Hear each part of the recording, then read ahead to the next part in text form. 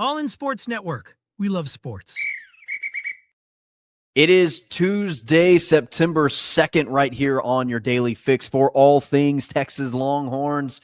I'm Tanner Carlson. That is Jake Jimerson. This is presented to you by Rogue Sports Network, and this is All in Horns. We are a couple days removed from the week one action.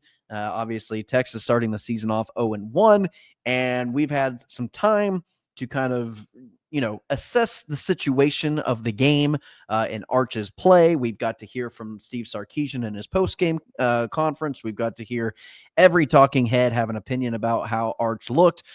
We've had every opinion on social media with meme after meme after meme going after Arch and how the Texas Longhorns looked offensively. Jake and I, we are not affected by that by any means necessary. We'll talk a little bit more about kind of how the game, what our thoughts on it are. And, after a couple days of it being removed and then us kind of getting to sit back and watch a little bit more of the game and watch it back for a second time and, kind of really, put our coaches' hats on after watching the film, I guess you could say, of how we felt about Arch's performance, and then just moving forward on from here and how the team does that and what our expectations are for that. And then we'll also, we're going to talk week one in general and how the SEC looked or how good they did or did not play throughout week one. Some of the biggest surprises, obviously, Florida State having a big game against Alabama and a huge win. The Clemson LSU game, the Miami Notre Dame game. We'll talk about all that and essentially what our thoughts after week one are going to be. Maybe a little bit of an overreaction segment, maybe not. I don't know where Jake's head is with a lot of that stuff, but we're going to talk about it here today. Jake, how are you feeling a couple days removed from Saturday? Even Saturday, it wasn't like after the playoff loss or anything. I was disappointed, but I picked Ohio State to win, and so it wasn't a complete shock that Texas lost the game. But after kind of not only watching film myself, but listening to some people that get to watch the All 22, really, if anyone get us access to the All 22, please, that would be amazing. Cool. I really wish I could watch the All 22 for these games, but getting to listen to some people, get to watch that, kind of get their thoughts on the game. I kind of feel similar to Saturday, maybe a little more optimistic, but I was already still optimistic about this team on Saturday. But something I did do that was intriguing to me was I went back and watched every throw of Arch Manning from last year. And I then was like switching from watching last year, just his mechanics, to the Ohio State game. And it was like, if you strip the number, you'd go, those are two different quarterbacks playing. Mm-hmm. Just mechanically. Forget the throws. Forget where the throws go. Just everything leading to once the ball is out of his hands. He just looked different. And it wasn't because of bad pass pro, because he had plenty of time to throw the ball on Saturday. And that tells me he had nerves, because typically when a quarterback is throwing the ball 1,000,000 miles per hour, and his name is not Joe Milton, it's adrenaline, it's nerves, it's the environment probably getting to him a little bit. He played at a smaller high school, same high school as Eli and Peyton, by the way. And that's, he traveled and was with environments last year. He didn't play in any of those. And it's different when you're the man in the arena. And I think he got a little rattled. And I think this offense is really young. Wingo missed a week of practice. Their timing was off. Wingo's route running, and this isn't something that I get to watch much with All 22, but, Wingo, apparently his route running left a lot to be desired, but there was a lot of misplays from Arch Manning in this game. There were wide receivers open. This wasn't just Texas wide receivers getting blanketed all game. Is just a lot of it was more of the underneath and the intermediate stuff. And Arch was more so kind of just going through his reads too fast at times, other times not progressing through them well enough and not going back to some of those routes that get open later, which is a lot of that is a timing issue. And I think this tape that Sarkisian will have for Arch, because this is the first time he's played a good defense against the Mississippi State. Guess what? His first and second read is going to be open more often than not, because Mississippi State was a terrible pass defense. this tape is going to be great for Steve Sarkisian and Arch Manning to kind of work through and just show him of like, when you're playing a great defense, these are the things you got to look through when you have time to get through your progressions, or, hey, this was an opportunity to use your legs. Cause I think he could have used his legs more in that first half. And so, I feel like this was a game where none of us expected the quarterback to lose the game for Texas. I think the quarterback lost the game for Texas. And I think it made Sarkisian hesitant to use more shifts and motions and things like that, because that's just going to probably throw off the timing more for Manning. Yeah, I want to go back to what you're talking about with the mechanics and stuff. One thing that I noticed, especially on like second looks and watching all the passing throws in this game, was his release point was all out of whack. His arm angles really unnecessary, like side arms, and either he's releasing the ball up like almost just at a downward trajectory. I mean, almost late. And it, that to me is all decision making, because when you're clear, concise, and you're committed to making a throw, that comes natural of the timing of it. In his mind, I think that he was like just holding on to the ball half a second longer, and it was throwing off accuracy, it was throwing off timing, it was throwing off everything he wanted to do. Credit to Ohio State's defense, credit to their secondary, credit to Caleb Downs, getting them all in the right places. Credit to Matt Patricia of getting the defense shifted and defending the way that they needed to defend to throw him off that way. Because like you said, it wasn't the pressure. It wasn't that he had guys just in his face and he was, trying to make those quick decisions.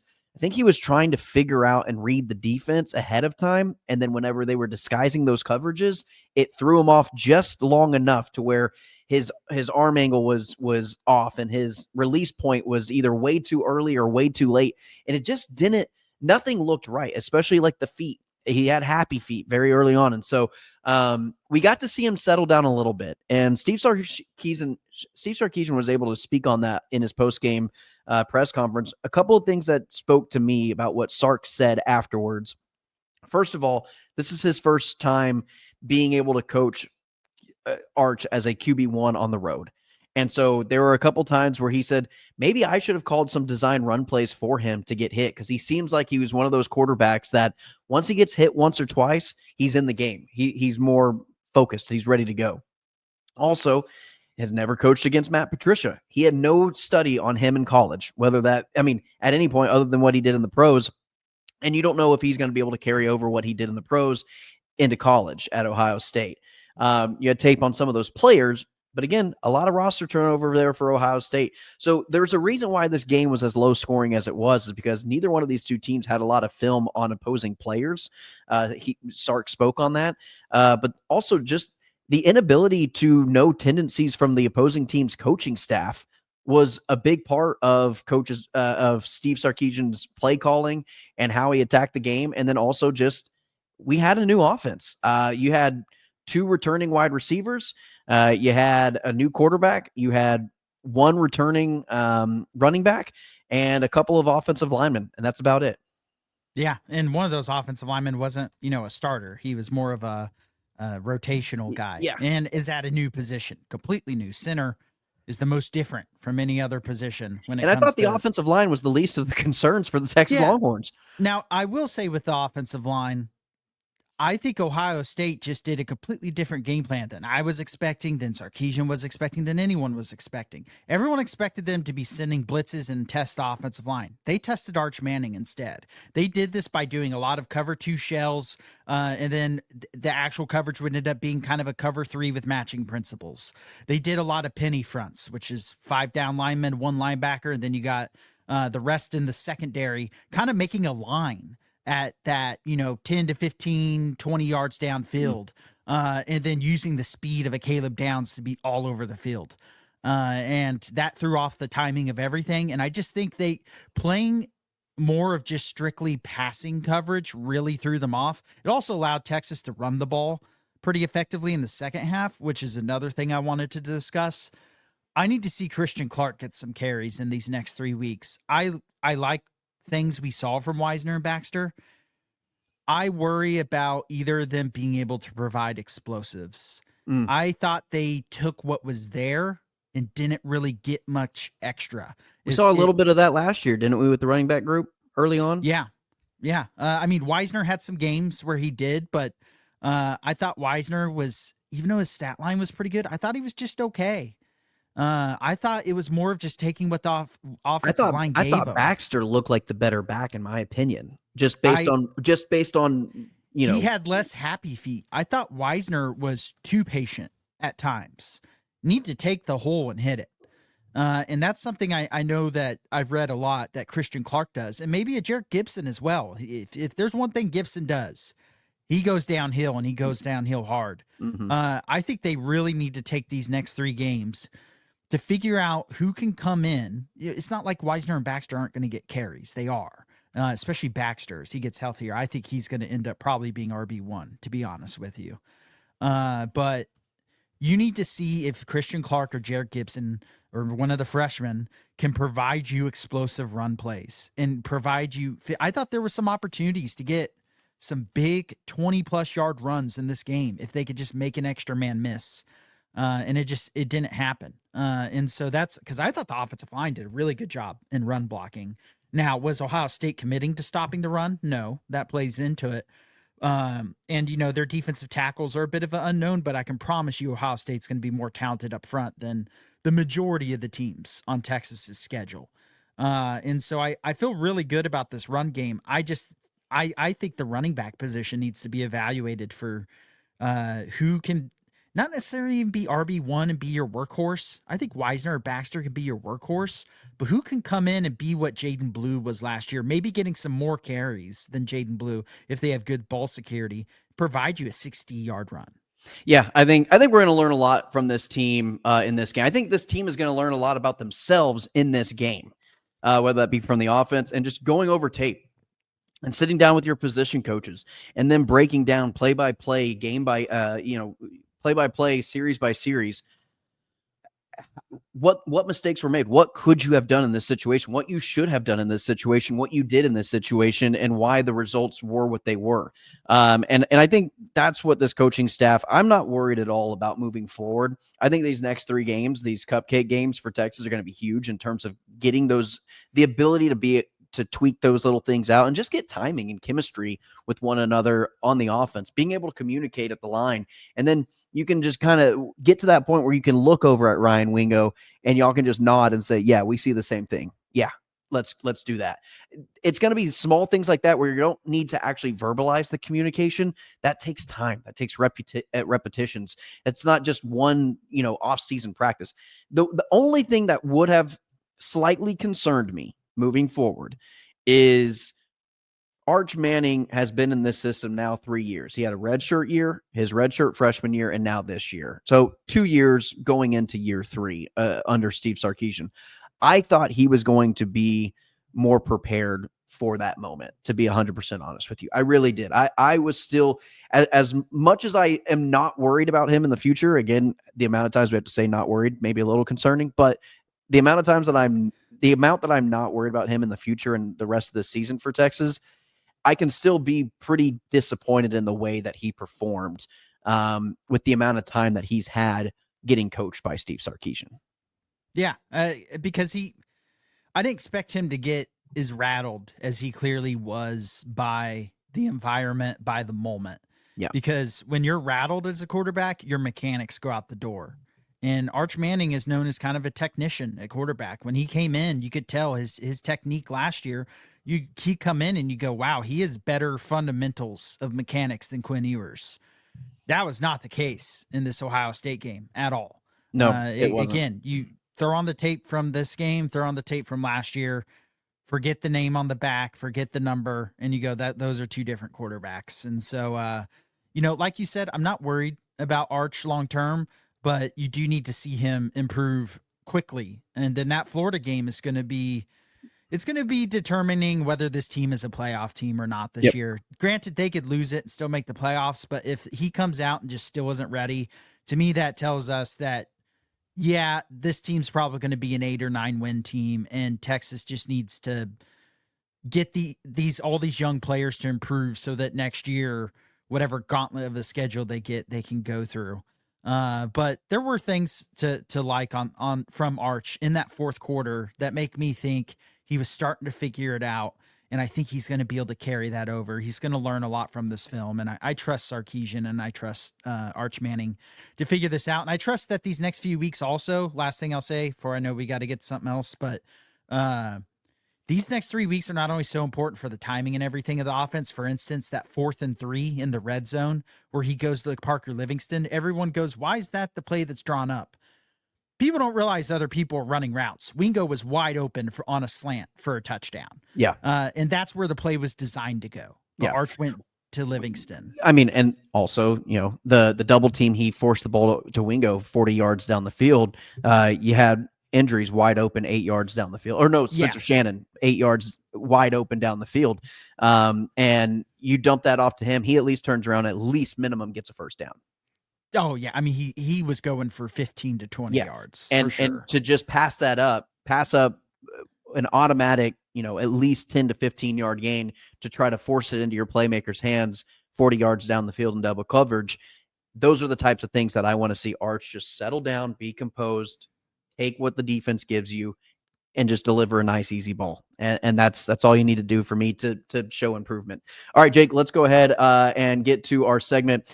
Football is back, and the best place to make your picks and win money all season is at Underdog. And that's exactly what Jake and I are going to do right now.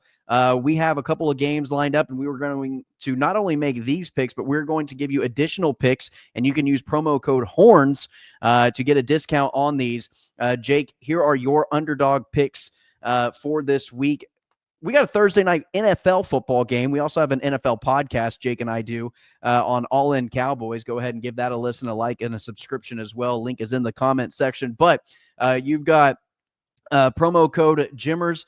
You can get that as a bonus sign up if you are not already signed up with Underdog, and then use promo code HORNS to get a discount. And you are going to ride with Jake. Go ahead and tell us what you like about these numbers. Yeah, we'll have our Longhorn picks later this week, but I expect this to probably be a not very fun game for us Cowboy fans. And you can kind of tell with my picks. I did throw a Cowboy one in there, but I like higher for Saquon Barkley, half 0.5 rush and receiving touchdowns. Same thing for Jalen Hurts. Then I went higher as well on CD Lamb. I do think he'll get a receiving touchdown or two. You have to figure that's coming. That they'll at the very least get a late touchdown in garbage time against Philly. No, yeah, Jake, I like those numbers. I think that's a pretty good entry. Here's my entry. I've got Dak Prescott throwing lower than 245 yards. I do think that there'll be some garbage time where he could possibly rack up some numbers. I just don't. I think this game is going to be Philly's, and I think Philly's going to decide it. AJ Brown, I believe he'll have 5 or more receptions. I think he goes higher than 5.5, and I think Devontae Smith, I'm also going to go higher on the receptions. I think the Cowboys secondary is going to struggle a little bit. But hey, guys, don't forget there's the fantasy game skill challenge as well. There's many other games you can play on Underdog. Please go into the app, download it, sign up with the bonus, whether it's Tantan719 or it's Jimmers, and go ahead and make your plays and get your entries in today. Again, we'll announce our Longhorn entries as the week goes on. But want to let everybody know just real quickly, if you download the app today, promo code HORNS, you can score $50 in bonus funds when you play your first $5. That's promo code HORNS. Millions of fans have already won billions making picks on Underdog. Will you be next? Underdog, make picks, win money. Must be 18 years or older, 19 years or older in Alabama and Nebraska, 19 years or older in Colorado, for some games, and 21 and over in Arizona, Massachusetts, and Virginia. And present in state where Underdog Fantasy operates. Terms and conditions do apply. See assets.underdogfantasy.com/web/play and get terms DFS for details. Offer not valid in Maryland, Michigan, Ohio, or Pennsylvania. Concerned with your play, call 1-800-GAMBLER or visit www.ncpgambling.org. In New York, call the 24/7 Hope line, and 1-877-8-HOPE New York, or text HOPE New York 467369. That is your underdog entries for this week. And Jake, let's go ahead and talk a little bit about some of the week one takeaways that we saw, whether that be Florida State, Alabama. I think that's probably where we should start. Is it me, or did Florida State look like quite possibly the best team in the country, or is Alabama just really not that great and Florida State's kind of just mediocre enough to win that game?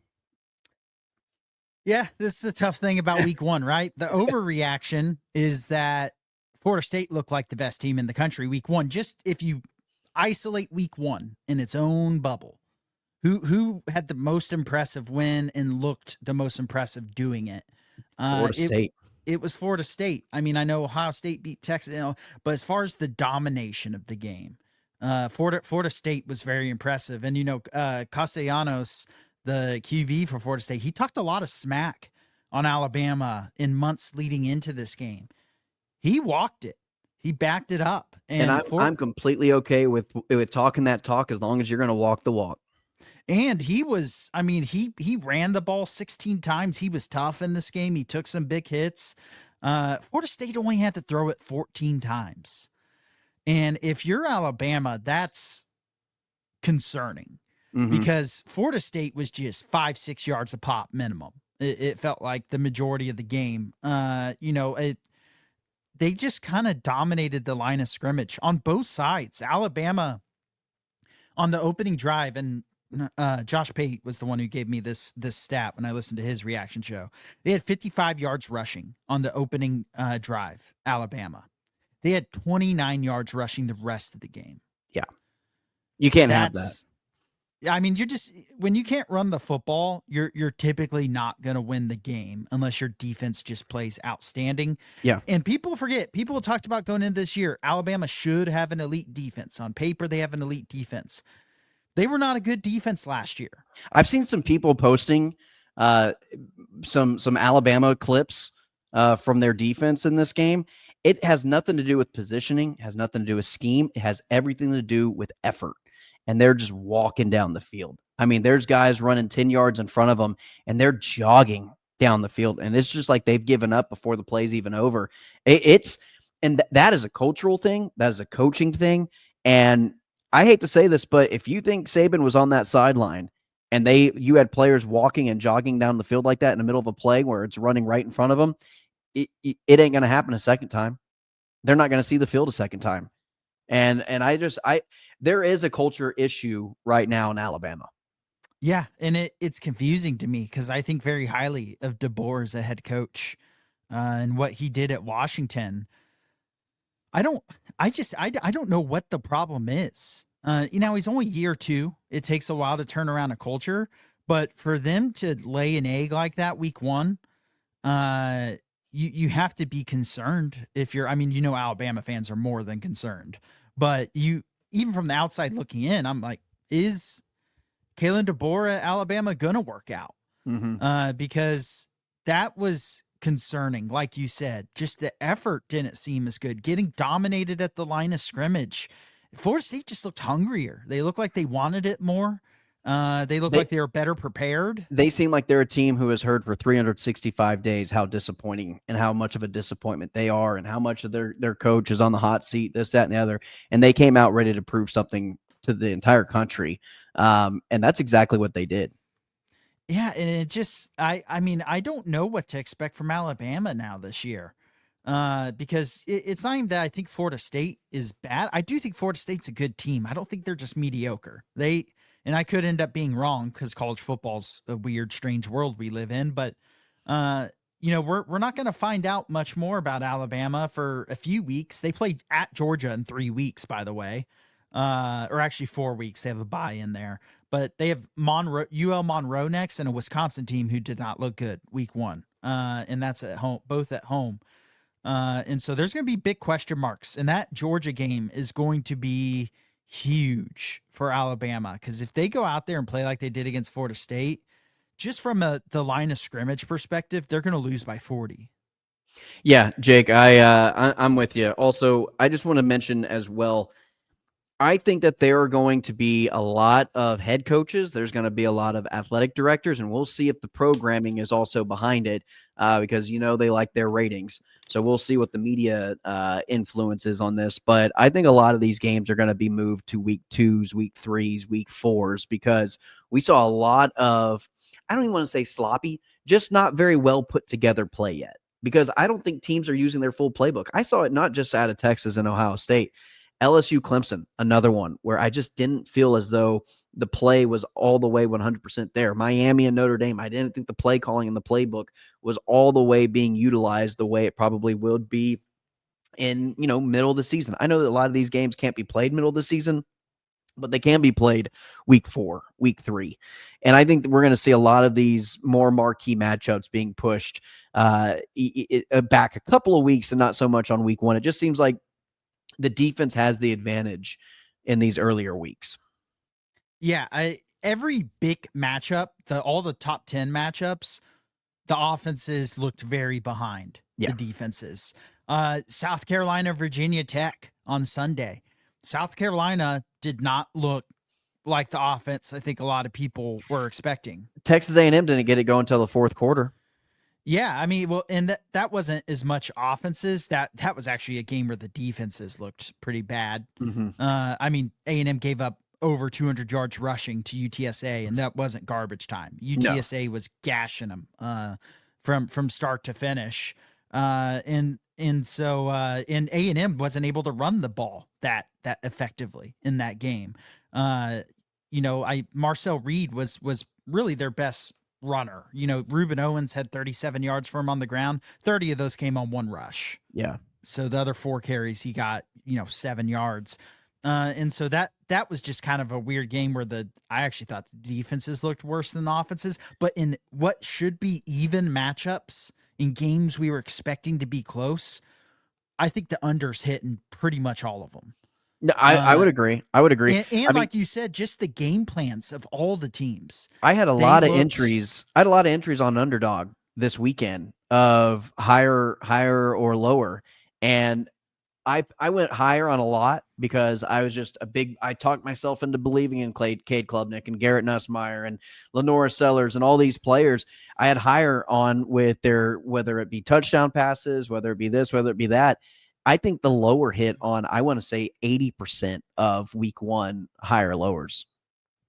Yeah, especially in these, when you have a talent mismatch or like Auburn Baylor, that was one of the more offensive match, but that was because neither could stop if you can't stop the run, it doesn't matter if the offense is behind the defense. Yeah. But when these teams weren't able to run the ball very effectively, just straight up, the passing games were behind for the most part. Nussmeier looked good, but still LSU only scored 17 points in that game.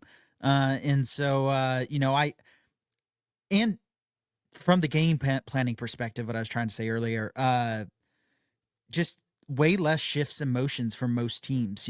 I thought Florida State actually, ironically, even though they have more, but again, that came through running the ball. They only threw the ball 14 times. And so from a game planning perspective, these week 1s are more vanilla. And I think people forget that Texas has been vanilla in week 1s typically because offenses they need more time to cook. Mm-hmm. There's a lot more timing aspects. Defense is a lot more reactionary in many ways. And so I think, like you said, that's kind of my biggest takeaway from this week is I think we're going to start to see these teams still schedule big matchups, but you're going to see those big matchups week 2 or 3, week 3 probably more commonly, just because if you lose week 1, Texas is, their season's not over. It's not like the BCS era, but their leash is a lot shorter now. And that Florida game now looms very large.